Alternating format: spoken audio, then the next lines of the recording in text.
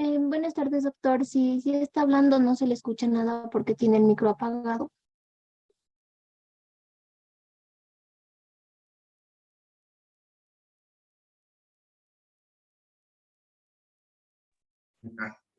Gracias por el dato.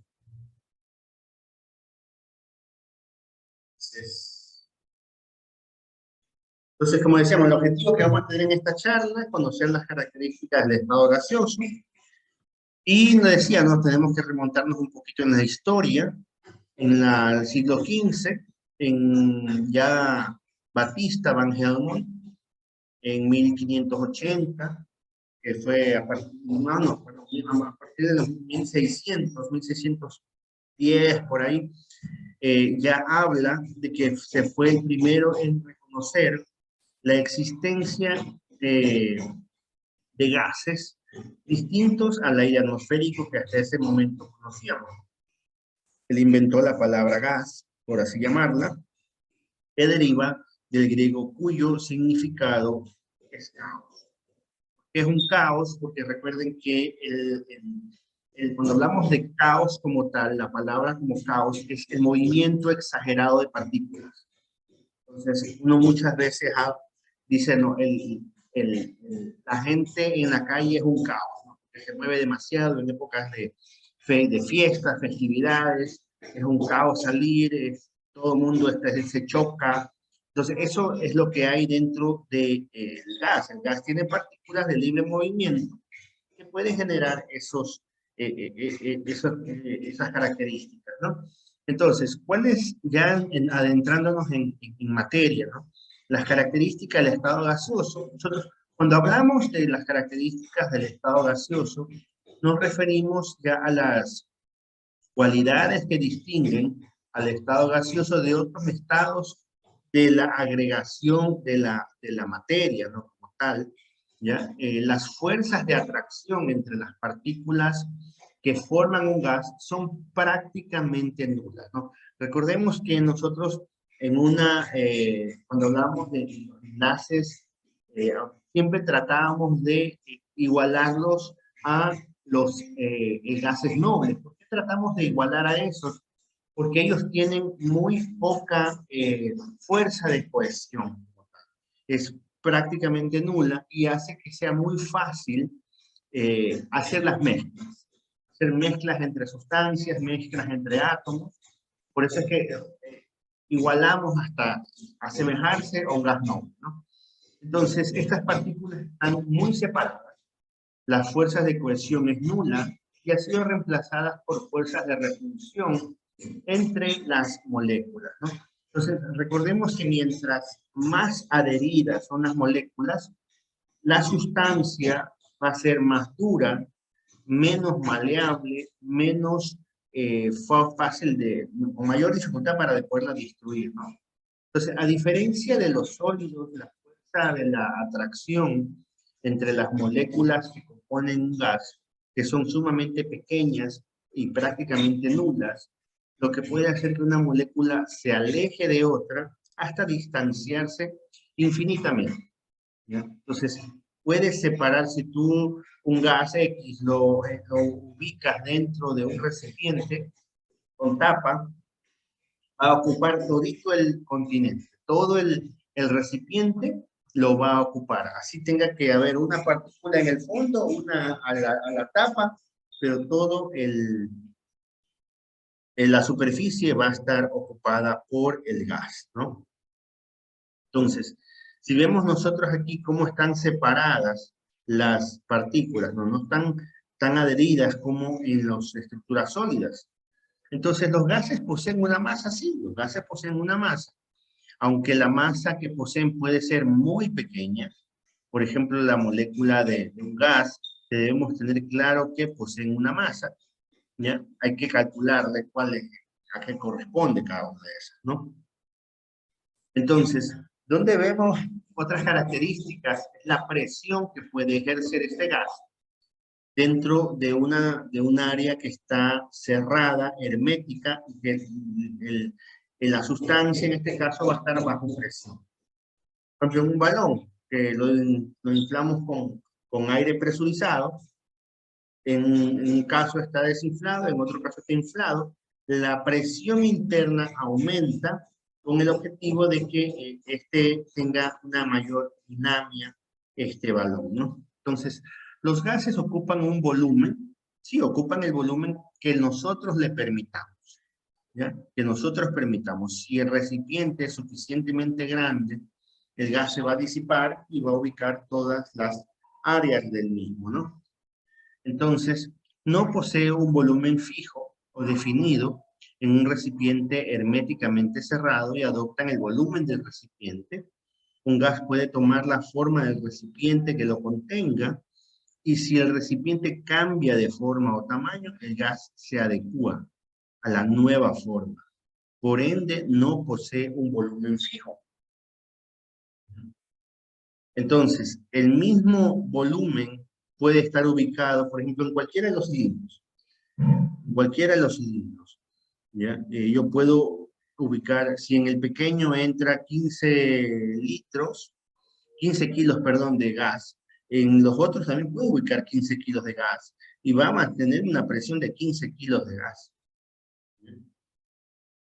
El volumen real de las partículas individuales es depreciable en este caso en comparación con el volumen total del contenedor.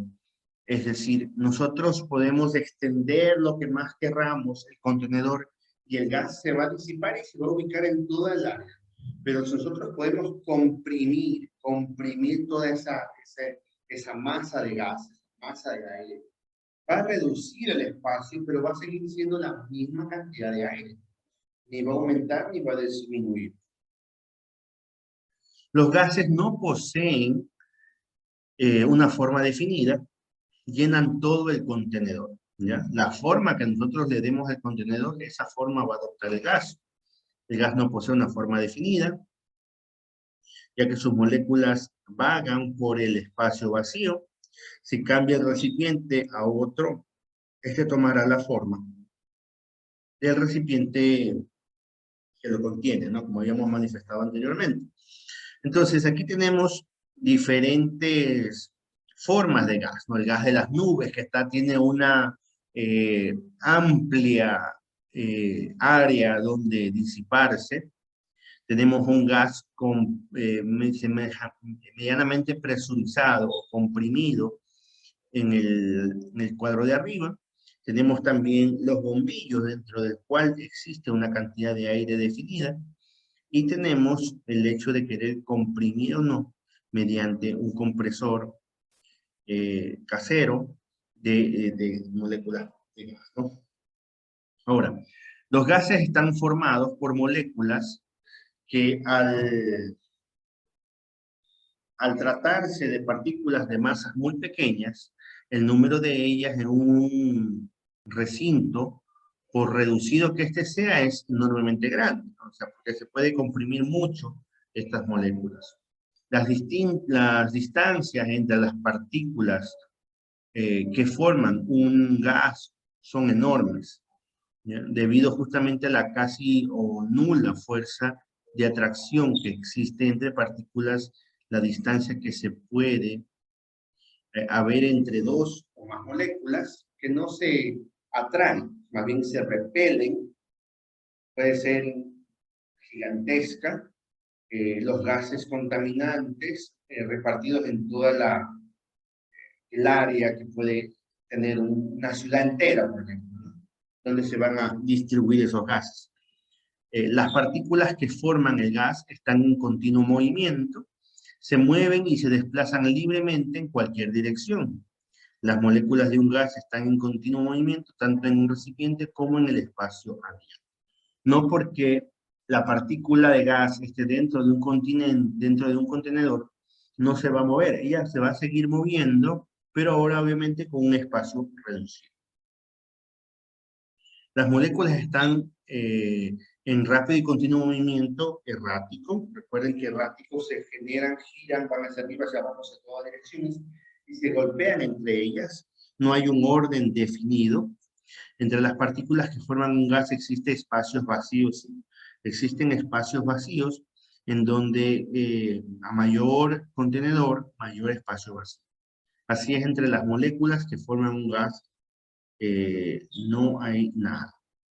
Fluye incluso por edificios muy pequeños, como las partículas de un gas son muy pequeñas, pueden fluir a través de aperturas muy pequeñas, como el orificio hecho por la punta de una aguja en un globo, ¿no? Entonces, la fluidez, que es la capacidad de los gases de pasar entre dos compartimientos a través de un espacio pequeño, eso hace que el gas netamente está buscando por dónde estirarse, dónde avanzar y por dónde escapar. Aunque la cantidad de gas que esté en un área sea pequeña, ella va a tratar de estirarse y va a adoptar mayor formas de acuerdo al tipo de contenedor que la tiene, ¿no? Entonces, las moléculas que forman el gas se mueven a distintas velocidades. No todas las moléculas se mueven a la misma velocidad. Depende muchas veces el átomo, qué tan pesado es ese átomo. El arreglo de las partículas es al azar.